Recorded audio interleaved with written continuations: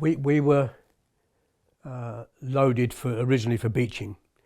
There were two of us, I think it was, who were loaded to beach, and on the way down there were meetings on various ships at various times, and we managed to persuade the powers that be that it really wasn't a particularly good idea if they wanted to use the ships again for any resupply further on down the line, because the chances of damaging the ship, damaging the hull, were quite high, because normally it would be done in practice after a survey, but there was no way we could see they were going to survey the areas in where we were going to land, wherever that might have been at that time.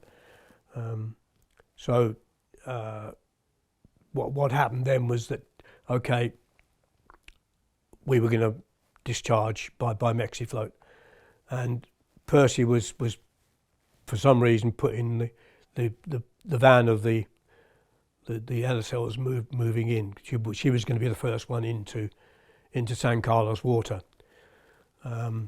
So we had to then decide what route we were going to take. We weren't giving any real guidance on that.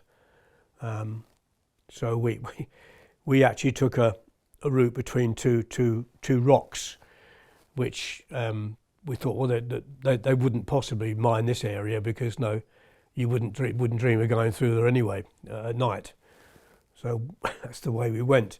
And I told the other LSLs what I was going to do. Most of them decided not to follow me, but it didn't really matter, because we arrived off San Carlos water. There's a place called Fanny Island. There was a lot of gunfire in that area as we came down, and we were as far removed from it as we could be. Basically, we didn't want to go in too close to Fanning Islands, or Fanning Point, sorry. And we arrived at the entrance to San Carlos water, and ships that should already have been in there weren't. They had been delayed by a variety of things, weather, accidents, something had gone wrong. So although we shouldn't have been, Percy was actually the first one into San Carlos water, and we had to go all the way down from the entrance down to Red Beach. Whilst we were doing that, a landing, an LCVP, landing craft vehicles and personnel, came alongside us and came down with us through the San Carlos water down to the bottom, which is a bit surprising, really. They should have been under their own steam, but no, they just hung on to us, and we anchored. They then went ashore with their troops, and I tried as much as possible to have our Bofors facing the buildings that were on the shore, thinking that they might have